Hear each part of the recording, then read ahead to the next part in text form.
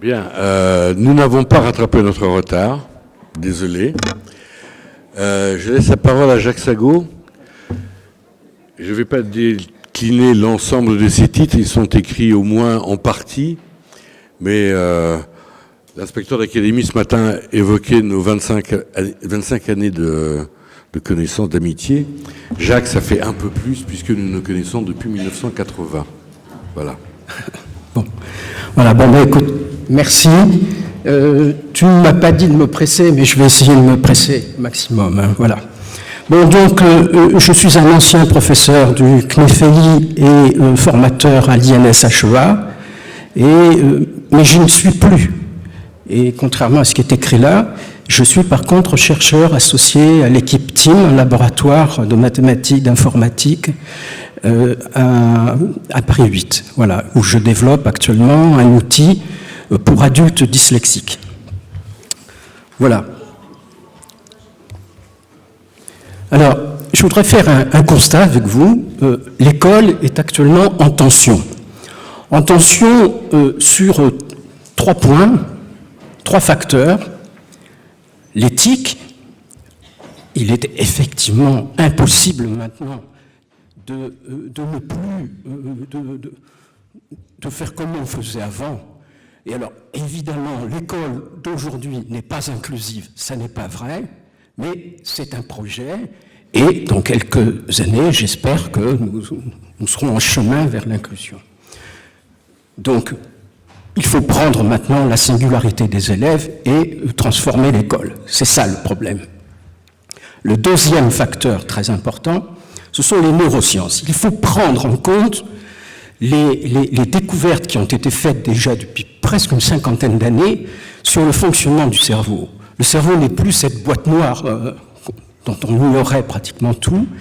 Il commence à y avoir un certain nombre de connaissances qui nous permettent d'éclairer le fonctionnement des apprentissages et d'améliorer les apprentissages. Le troisième facteur, c'est la technologie. La technologie qui nous échappe parce qu'elle est sous la botte de l'économie et sur la marchandisation des produits. Et, voilà. Mais la technologie peut nous rendre d'énormes services par rapport à mon sous-titre. Je ne sais pas si vous vous souvenez, mon sous-titre, c'était « Accessibilité et autonomie ». Le numérique devrait nous permettre de faciliter l'accessibilité et de développer l'autonomie de nos élèves. Voilà. Et même si un certain nombre de jeunes résistent à ces outils, eh bien, autant que faire se peut, tous ceux qui pourront être autonomes, eh bien, ça fera des places pour les AVS qui pourront être, à ce moment-là, déployés sur d'autres priorités, par exemple. Et je pense en particulier sur les troubles moteurs et sensoriels, parce qu'un grand nombre d'entre eux pourraient être énormément aidés par ces outils technologiques. Alors, l'inclusion scolaire, bon, je ne vais pas reprendre les sempiternels rapports des lois. Bon, il y a eu 2 lois fondamentales, la loi 2005, puis la loi de 2013, elles sont complémentaires.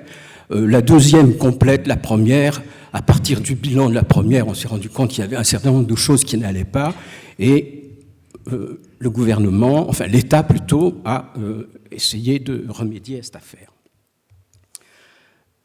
Ces 2 lois donc constituent une étape majeure dans le chemin vers l'inclusion, vers le chemin vers le projet d'école inclusive, et il permet maintenant de modifier la formation des enseignants. Et en particulier, en 2017, il y a eu le décret qui instituait le KPI, et pour la première fois dans un texte officiel, on voyait apparaître le mot « éducation inclusive », certificat d'aptitude professionnelle aux pratiques de l'éducation inclusive. Alors, s'il n'y a pas actuellement une école inclusive en France, il peut y avoir des pratiques inclusives, et on a vu de remarquables pratiques inclusives ce matin. Voilà. Alors, La deuxième chose qui est intéressante, c'est il y a eu une loi qui est passée un petit peu inaperçue pour des gens, c'est la loi sur la République numérique. Et on voit que il y a un certain nombre d'éléments qui creusent le sillon. On va vers quelque chose de plus en plus numérique. Alors, ce n'est pas forcément très, très amusant, mais c'est comme ça. Voilà. Les neurosciences.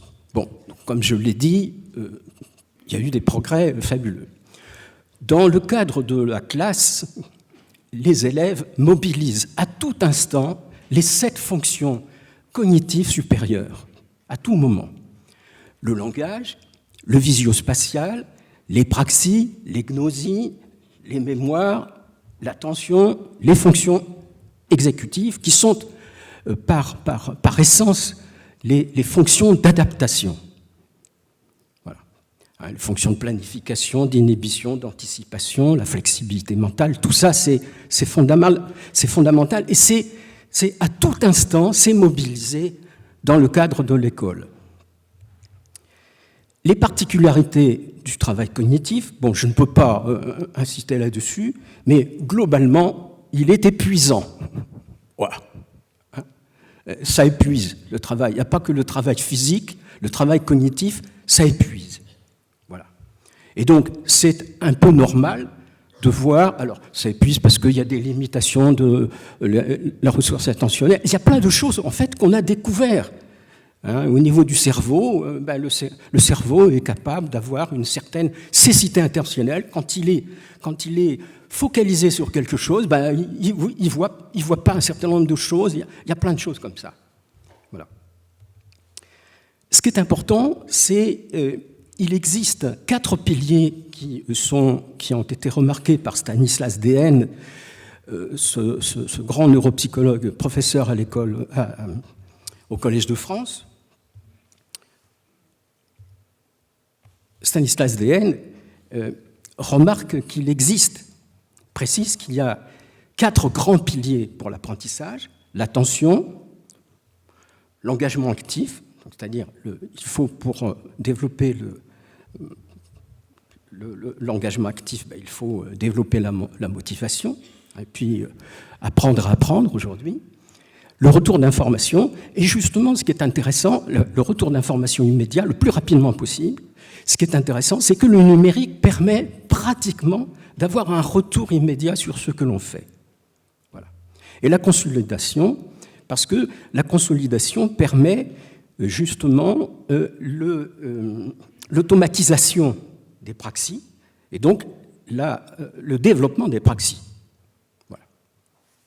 Et donc il faut absolument intégrer toutes ces connaissances dans les pratiques pédagogiques, et il faut que les SPE fassent un effort pour introduire tout ça, et pas seulement pour les instituts spécialisés, les enseignants spécialisés, mais tout le monde, tous les enseignants.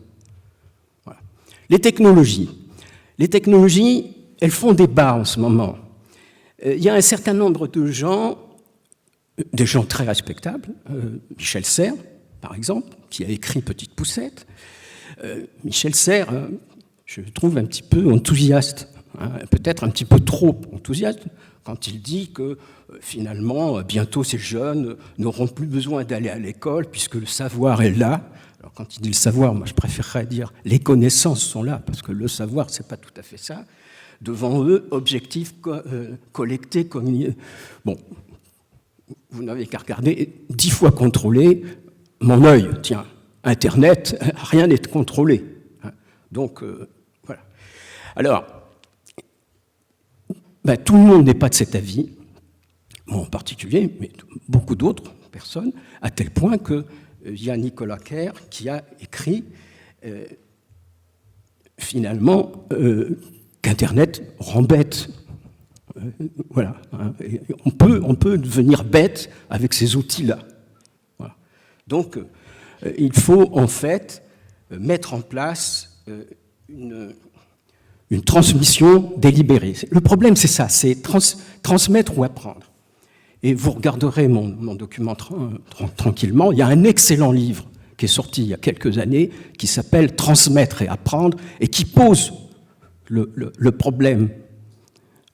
Au jour d'aujourd'hui, en fait, il faut apprendre et transmettre les outils fondamentaux. Alors, Michel Serres a raison, évidemment, avec mes fils qui ont fait des études, qui maîtrisent parfaitement le français, il n'y a absolument aucun problème.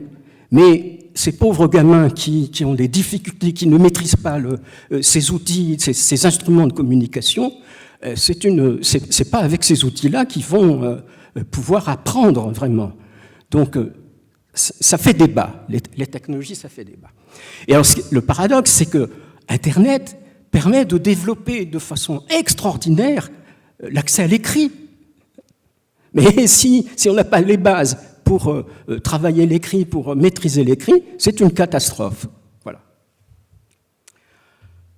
Alors, le ministère a développé depuis quelque temps la direction du numérique pour l'éducation, et puis il y a eu un plan, le plan numérique pour l'éducation. Donc il y a tout un ensemble maintenant relativement cohérent qui devrait accompagner le projet d'école inclusive.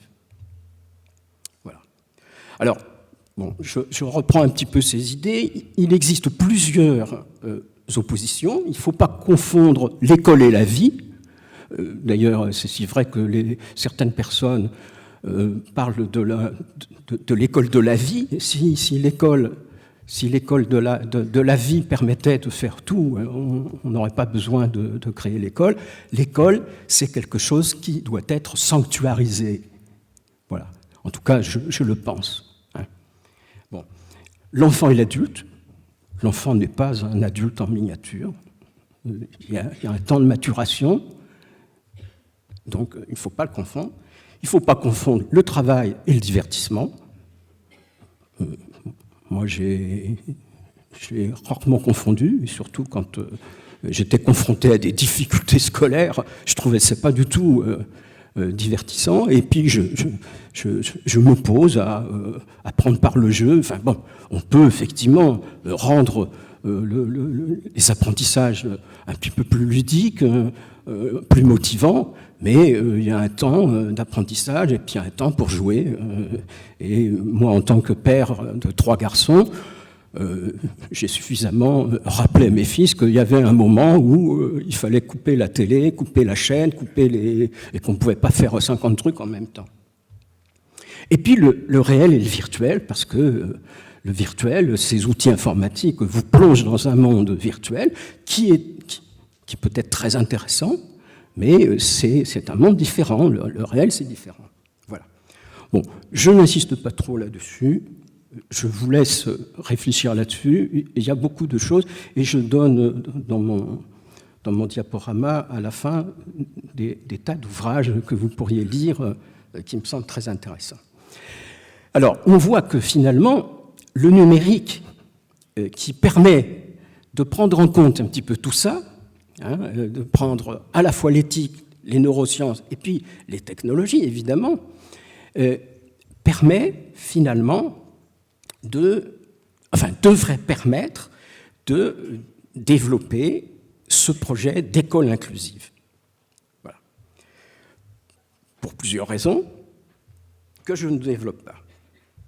Ce qui est important, c'est qu'il permet en particulier de rendre accessible un certain nombre d'apprentissages, et on le verra dans quelques instants. Alors, comment faire pour mettre en place l'accessibilité des savoirs? Alors, il y a un élément qui est fondamental pour les enseignants, puis pour les autres, c'est d'interroger les tâches scolaires ou thérapeutiques.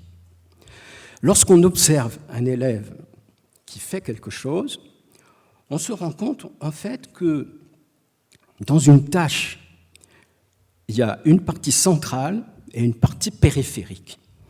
La partie centrale, c'est la partie cœur de cible, c'est l'objectif fondamental de notre activité. Si je suis professeur de mathématiques, c'est une partie, par exemple, du programme à un moment donné. Si je suis prof de lettres, c'est également la même chose. Mais souvent, autour de tout ça, il y a des éléments périphériques qui font obstacle. Et donc, la personne, le jeune qui est en situation de handicap, est arrêté très souvent avant de pouvoir pénétrer cette zone cœur de cible. En particulier, par exemple, pour les enfants 10, ou certains enfants autistes, les tâches, il y a des tâches qui vont faire obstacle. Ils ne peuvent pas lire des consignes, ils ne peuvent pas écrire un certain nombre de choses, et donc on est en amont finalement de la tâche. Alors, en fait, à quoi servent les technologies de l'information et de la communication? Eh bien, tout simplement à suppléer les tâches de bas niveau pour mobiliser toute la charge cognitive sur les tâches de haut niveau. Et ça, c'est très important pour les enseignants. Alors, vous allez peut-être me poser la question, mais qu'est-ce que c'est qu'une tâche de bas niveau? Qu'est-ce que c'est qu'une tâche de haut niveau? Eh bien, en fait, on ne peut pas répondre. On ne peut pas répondre parce qu'à un moment donné, une tâche de bas niveau peut devenir une tâche de haut niveau. Un exemple, dans un travail de mathématiques ou même de français, on peut mettre une croix à un moment donné sur la dysorthographie d'un élève. C'est-à-dire, on n'est pas obligé, on remarquera un certain nombre de fautes, mais bon, on passera. Mais par contre, à un moment donné, lorsque en cours moyen 2, par exemple, il y a le moment de la dictée, c'est une tâche de haut niveau. C'est une tâche de haut niveau et il faudra la rendre accessible, cette tâche de haut niveau, mais elle sera tâche cœur de cible. Voilà, donc vous voyez. Voilà. Alors, par exemple, un professeur qui veut travailler sur les poèmes de Victor Hugo, qui veut relever un certain nombre d'erreurs de Victor Hugo dans Bouze endormi, Victor Hugo parle du doux parfum des asphodèles. Si vous sentez une asphodèle, vous remarquerez que Victor Hugo se trompe lourdement. Ça n'est pas parfumé. Voilà, des trucs. Bon, mais il faut savoir lire. Il faut savoir lire. Et savoir lire, c'est accéder au sens. C'est pas déchiffrer. Et donc, à ce moment-là, eh bien, il faut suppléer les tâches de déchiffrement et permettre aux enfants, aux jeunes, d'accéder directement au sens. Alors, quelques concepts fondamentaux qui ont été présentés par mon collègue Serge, que je connais depuis très très longtemps. Le premier, il ne vous l'a pas montré. Donc, c'est les 4 positionnements, finalement: l'exclusion, la ségrégation, l'intégration, l'inclusion.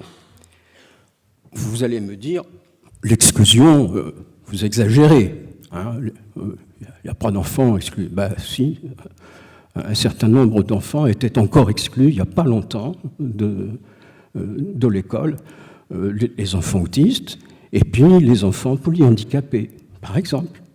Sinon, les autres, ils sont à l'école depuis très longtemps. Bon, la ségrégation, donc c'est des classes complètement isolées, c'est la ségrégation, quoi. L'intégration. En fait, l'intégration, l'inclusion, ce qui est intéressant, c'est le statut. Dans l'un, on est locataire de son école, dans l'autre, on est copropriétaire de son école. C'est pas pareil.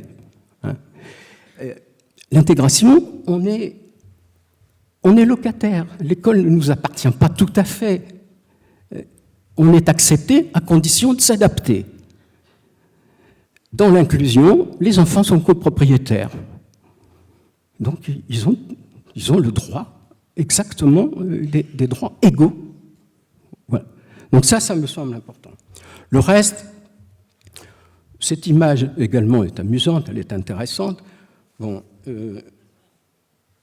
donc vous remarquerez que Bon, on peut tiquer sur le terme équité. Est-ce que c'est vraiment de l'équité ou de l'égalité? Bon, enfin, c'est amusant. Et c'est vrai qu'un certain nombre d'évaluations étaient presque comme ça il y a encore quelques temps. Et si ça se trouve, il y a des situations où on n'en est pas loin. Vous connaissez, donc je n'insiste pas. Vous connaissez, je n'insiste pas. Hein. Donc, ce qui me semble important, c'est l'accessibilité pour tous. L'accessibilité sans la discrimination. Donc là, maintenant, je vais vous présenter 3 exemples. Je pourrais vous en donner des dizaines et des dizaines. Hein. Moi, je suis un spécialiste des outils informatiques pour les enfants sourds, aveugles, handicapés moteurs, des gros trucs. Voilà. Mais j'ai pris exprès des exemples relativement simples qui s'appliquent aux enfants qui n'ont pas des handicaps médicalisables comme les handicaps sensoriels ou moteurs. Alors, premier exemple, la facilité de la lisibilité d'un texte en adaptant la forme du texte, le rendre plus lisible. Le deuxième, c'est limiter les tâches d'écriture par le mode formulaire bloqué. Et le troisième, c'est l'accès direct par la synthèse vocale. Je pourrais vous reparler aussi de la reconnaissance vocale, mais on n'a pas trop le temps, donc voilà. Alors, le premier exemple, c'est l'usage des macro-commandes. Je vais vous montrer un petit truc de rien du tout. Je prends un texte de départ.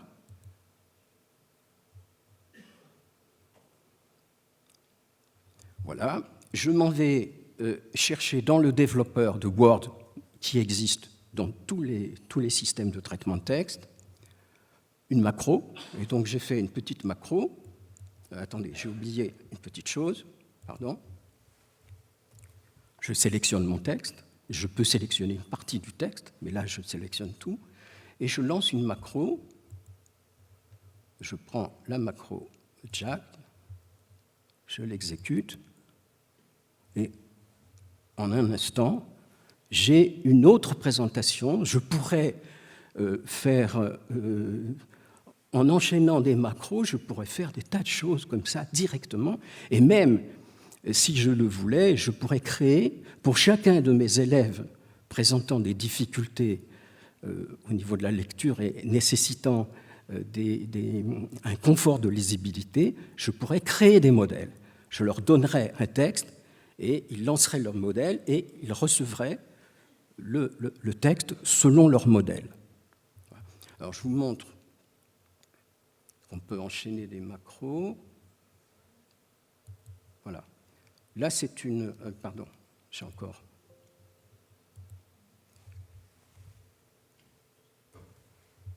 Je lance une macro qui écarte les mots. D'accord ? Donc cette macro prend un espace et transforme chaque espace en 3 espaces. Je ne suis pas sûr qu'il l'ait fait.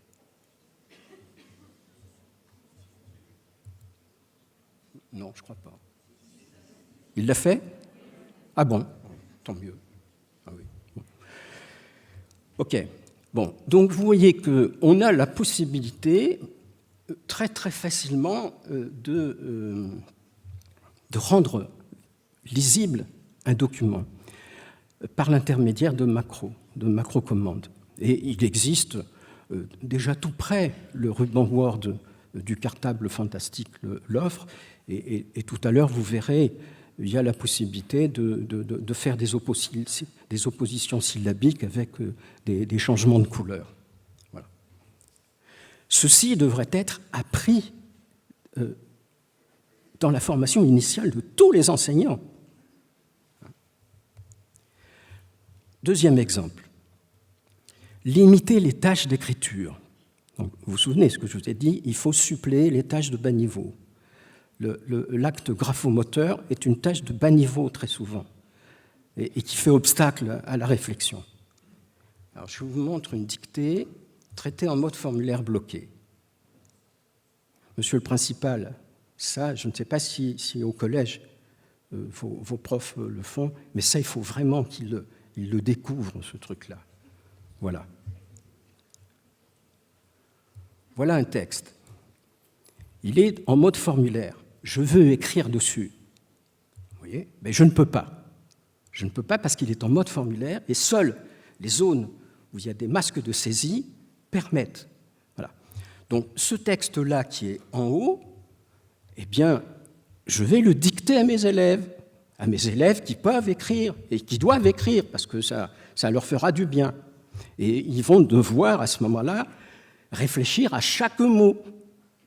Mais pour mes élèves présentant une dyslexie plus ou moins sévère, je vais leur donner le texte sur une clé USB, ils le mettront sur leur machine, et pendant que je dicterai à l'ensemble de la classe, les élèves écouteront, réfléchiront, et à ce moment-là, compléteront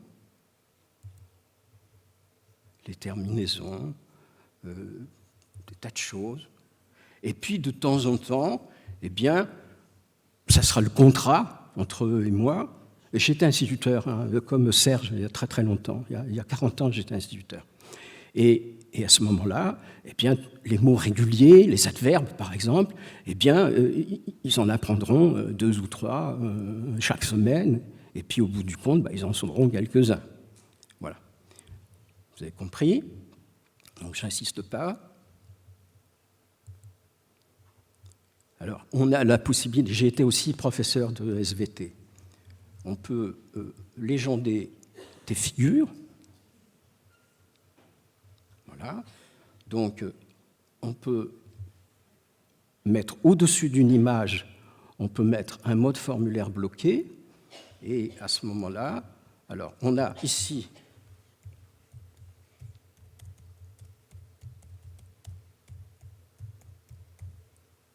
un texte qui est saisi, un champ texte ordinaire. Et là, vous voyez, on a très exactement la même... non, c'est pas ça. En plus, c'est pas la paroi.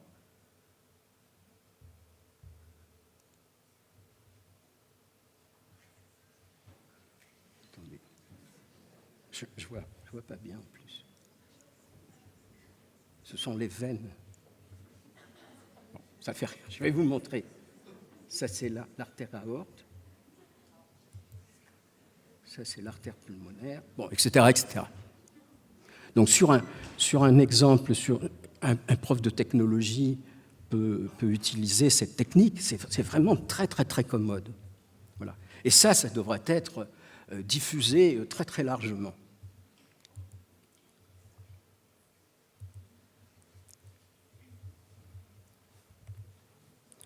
Enfin, je vais vous montrer... alors, comme j'ai vu qu'on n'avait pas beaucoup de temps, ce que je voulais faire, c'était appeler un poème, Harmonie du soir de Charles Baudelaire, et puis le faire lire à la synthèse, mais le temps que la synthèse, parce qu'il faut que je charge un logiciel.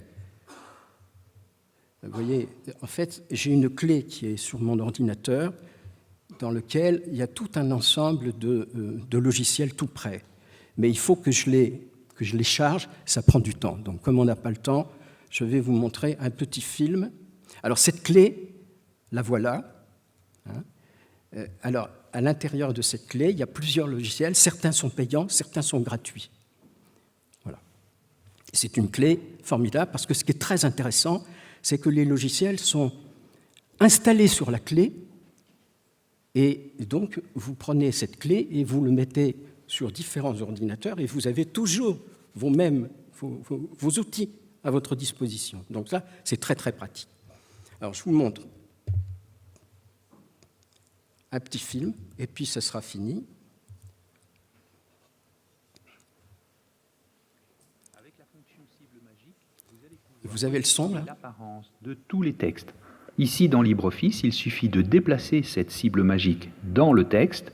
Et tout en restant dans LibreOffice, le texte se verra appliquer les paramétrages d'espacement, de colorisation, de syllabisation. Il en va de même dans Word. Déplacer la cible magique dans Word et dans LibreOffice aussi. Dans Word et le texte est modifié. Ici, dans ce site internet, il me suffit de sélectionner le texte et de déplacer la cible magique pour que ce texte soit automatiquement copié-collé dans une fenêtre 10 vocale afin que soient appliquées les modifications d'affichage. Bien évidemment, si vous cliquez sur le bouton Play, c'est la synthèse vocale qui lira à haute voix le texte. Le secrétaire général adjoint de l'ONU aux affaires politiques, l'américain. C'est très rapide là pour l'instant, mais on peut le ralentir évidemment. Et ça peut parler en anglais, en espagnol, en allemand, en portugais, dans les langues que l'on veut, à condition que ce soit des langues qui sont écrites en caractère latin, ou même cyrillique. Enfin non, là ici c'est en caractère latin. Voilà.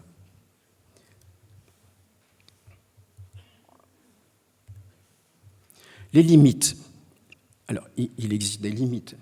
Ce qui est ennuyeux, c'est que au jour d'aujourd'hui, seuls les enfants handicapés ont le droit d'utiliser un ordinateur à l'école. C'est une hérésie. Ils sont les seuls, donc ils sont stigmatisés. Le jour où les enfants auront le droit réellement d'utiliser dans tous les cours des ordinateurs, ça sera un outil qui permettra d'aider tout le monde. Voilà. Bon, donc il faut utiliser évidemment les outils les plus communs. Alors la dépendance à l'environnement énergétique, bon, ça existe. Il faut alors ou des bonnes batteries ou être pas trop loin d'une prise électrique. Alors et ça, le troisième élément, ça on peut pas l'éviter, c'est cette marchandisation des produits. C'est le fait qu'on est sous la dépendance des grosses sociétés informatiques. C'est évidemment l'évolution incessante des matériels, et les matériels évoluent sans cesse pour nous obliger à acheter. Et une solution qui fonctionne aujourd'hui ne fonctionnera peut-être pas demain, et il faudra sans cesse retravailler, rechercher des solutions qui permettront d'aider nos élèves. Parce qu'évidemment, la société Microsoft se fout pas mal des enfants, même si elle participe un petit peu à la marge. Bon, l'apprentissage, c'est que tous ces outils-là nécessitent un minimum d'apprentissage, parce que pour gagner du temps, il faut en perdre un petit peu au niveau de la formation dans un premier temps. Puis la lecture sur écran, elle est un peu fatigante. Voilà, bah, écoutez, c'est à peu près tout ce que je voulais vous dire sur ce qui me paraissait fondamental, sur l'approche du numérique pour le projet de l'école inclusive. Bon, il faut que ces outils-là soient, pour développer donc l'autonomie, l'accessibilité pédagogique, il faut que ça soit choisi en fonction des besoins des élèves, être maîtrisé par les élèves, si possible avant d'aller en classe. Donc le rôle des ergothérapeutes peut être très important, des orthophonistes, des ergothérapeutes, et donc il faut travailler en commun, évidemment, avec eux. Ça doit être compris et maîtrisé un petit peu par l'enseignant pour pouvoir tirer profit au maximum de toutes les ressources. Et puis ça doit être toujours intégré dans un environnement pédagogique cohérent, des démarches, des outils. Et ces outils doivent être choisis selon des critères pédagogiques et pas du tout technicistes. Voilà. Alors je vous envoie donc sur différents documents qui me semblent intéressants. Voilà.